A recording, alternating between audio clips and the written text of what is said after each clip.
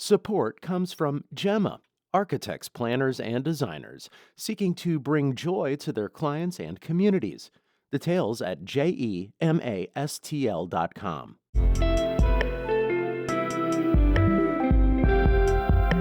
From the St. Louis Public Radio Newsroom, this is The Gateway. It's Wednesday, December 3rd. I'm Jonathan Ahl. Magic the Gathering is a card game about spells and wizards. The game is creating community in one Illinois prison.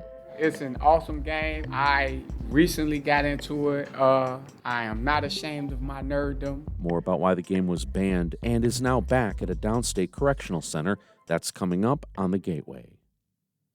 An analyst at betmissouri.com found the state had a strong first day of legal sports betting. In the first 24 hours of online sports betting on Monday, geolocation service GeoComply registered 2.6 million uses of betting platforms in Missouri. Each of those uses wasn't necessarily a bet placed, but it shows a high level of interest and activity in mobile sports wagering.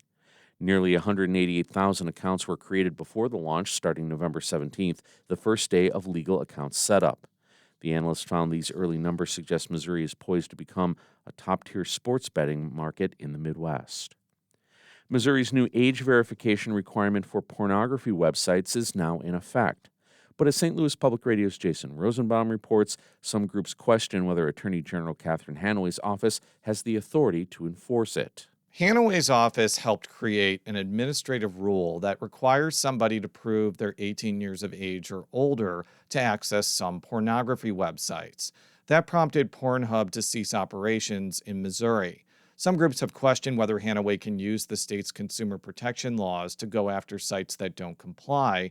St. Louis University law professor Anders Walker says a recent Supreme Court decision upholding a Texas age verification law will hurt any legal challenge. That is not a substantial infringement either on the First Amendment or on the right to privacy. Hanaway's office noted that age verification requirements have been in place for brick-and-mortar pornography stores for years. I'm Jason Rosenbaum, St. Louis Public Radio. A former member of the Florissant Police Department has admitted that he stole intimate photos from the phones of women he had pulled over. Julian Acala pleaded guilty yesterday to 20 felony counts. He'll be sentenced in March. Acala admitted that over 3 months last year, he stopped 20 women for minor traffic violations. The women gave him their phones for proof of insurance or vehicle registration, but he instead took the phones back to his car and made copies of intimate photos or videos he found.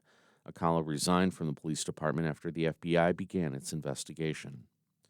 A 50-year Missouri lake monitoring program is coming to an end after losing federal funding. St. Louis Public Radio's Kate Grumke reports on the program run by the University of Missouri. The statewide lake assessment program has been monitoring water quality in Missouri lakes since the 70s, looking for things like farm runoff and algae overgrowth. Now, Missouri's Department of Natural Resources no longer qualifies for a waiver to use Environmental Protection Agency funds for it. Associate Professor Rebecca North runs the program and says data like this are invaluable for research. Whenever you ask questions of, was there more? Has there been a change? You need long-term data to be able to answer those questions. Funding for the statewide lake assessment program will run out next year. I'm Kate Grumke, St. Louis Public Radio. The Francis Howell School District has named Mark Delaney as its permanent superintendent. Delaney stepped into the top role in July after the district's former leader, Mike Dominguez, left just weeks before the start of the school year. The board voted unanimously during a special school board meeting on Monday to approve Delaney's contract. He's a career educator, having worked as both an elementary and middle school teacher. Delaney was also principal of Bryan Middle School before stepping into district leadership. He's set to lead the district until his contract expires in June of 2028. The St. Louis Fire Department says one person who was at the scene of a massive fire south of the Arch last week is unaccounted for. The department said in a Facebook post yesterday that the possible missing person was last seen around the warehouse complex. The department says investigators learned about them after talking with people who know the property. More than 200 firefighters responded to the former Crundon Martin site early in the morning of November 28th. The department says some crews remain on scene putting out hot spots. The cause of the fire is still under investigation.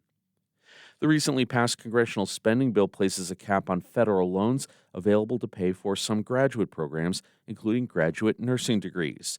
Supporters say the limits place guardrails on unsustainable borrowing. But as St. Louis Public Radio's Sarah Fenton reports, nursing groups are worried it could contribute to nurse staffing shortages. The new rule caps loans for grad students in so-called non-professional fields to $20,500 per year, or $100,000 total. That applies to those getting doctoral and master's degrees in nursing, such as future nurse practitioners. Jill Cleathermas is executive director with the Missouri Nurses Association. She says it's already hard to find high-level graduates to teach at nursing schools. We're not filling our spots for nursing students because we don't have the faculty. And again, faculty needs a graduate degree typically. And this is another area that it's just a trickle-down effect. The costs of graduate programs vary. The Goldfarb School of Nursing's master's costs around $56,000, but that does include living expenses. I'm Sarah Fenton, St. Louis Public Radio. The Illinois Department of Public Health will soon be able to set its own vaccine guidelines independent of the CDC. Governor J.B. Pritzker signed a measure that he says is necessary given what he calls the misinformation surrounding vaccines coming from the federal government. The Trump administration has upended the Advisory Committee on Immunization Practices, the federal body that has long provided states with rigorous, evidence-driven vaccine schedules. So Illinois is stepping up to fill the void. The measure also requires state-regulated insurance plans to cover vaccinations regardless of federal guidance, and it allows pharmacies to administer flu and COVID-19 vaccines to children as young as 3 without a prescription. It takes effect in January.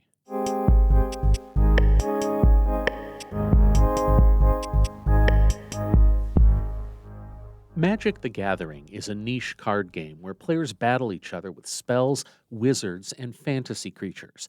The game was banned at a prison in Illinois for years over concerns the valuable cards could pose a safety risk. But Magic is now back at the prison, and among those incarcerated there, the game has developed a loyal following. Emily Hayes reports.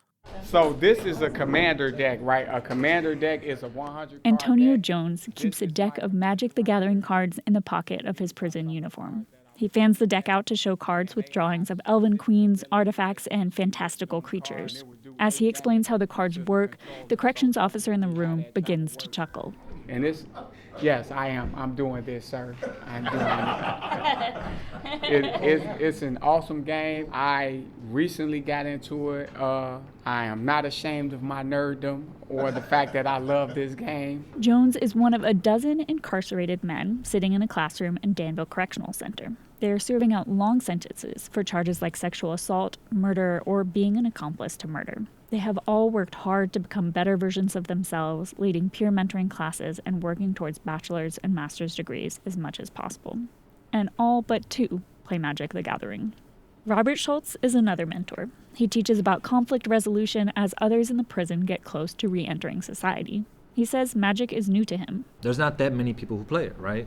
Obviously, like, prison culture comes from urban areas, stuff like that, and you don't really find that many people who are playing Magic cards. Schultz says the game is complex, and they are all really into the rules. They have a lot of time to learn them. The rules, it depends on who you're playing with, right? It depends. They're very particular. It's like if you ever seen a pickup basketball game in grade school, and everybody thinks they're going to the NBA, so they're calling every single travel, every single double dribble. But the game has only recently been allowed at the prison.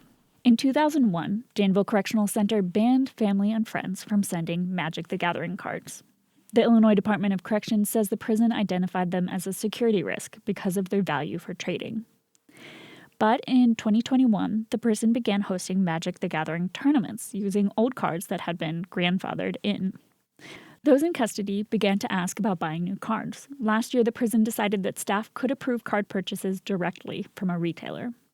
Department of Corrections spokesperson Naomi Pizzello said by email that the cards haven't caused any negative incidents. She says those in prison aren't allowed to have protective sleeves for the cards, so they get worn down and aren't as valuable as trading items. She says the game has become a constructive mental outlet for those in custody at Danville. She says it also helps reduce stress and supports emotional regulation. Psychiatrist Terry A. Coopers agrees. He's a professor at the Wright Institute in Berkeley, California. He says prisons take things away from the incarcerated too often. Having possessions is a very important part of feeling like a human being. We're proud of the clothes we wear. We read books.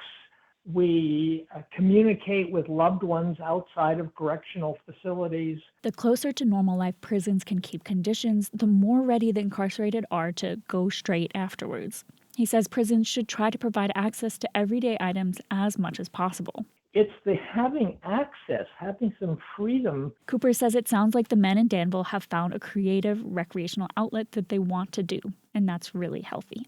At Danville Correctional Center, Magic the Gathering is also honing mentorship skills. Robert Schultz teaches about conflict resolution in the peer education classes and also while playing the game. So there was a young kid, and he showed up, and he was watching, you know what I mean, like kind of hovering around the table as we're all playing.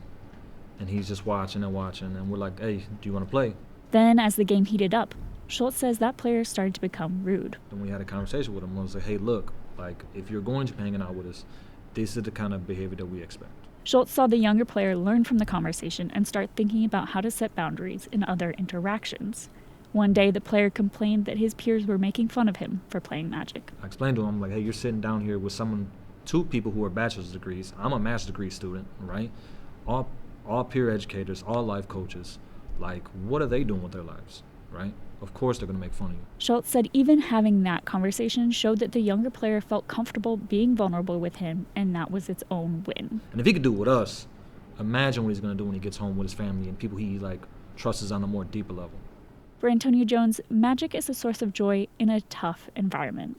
He is always aware that he cannot have a bad day in prison as a mentor and as he works to show how he has grown since his conviction. I can be overwhelmed, and I can have moments of humanity where I may do something regrettable.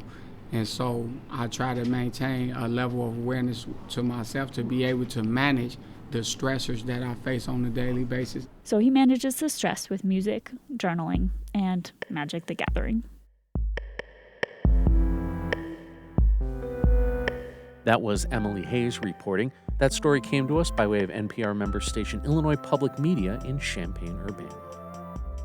The Gateway is a production of St. Louis Public Radio, music by Ryan McNeely of Adult Fur. We are a member-supported service of the University of Missouri, St. Louis.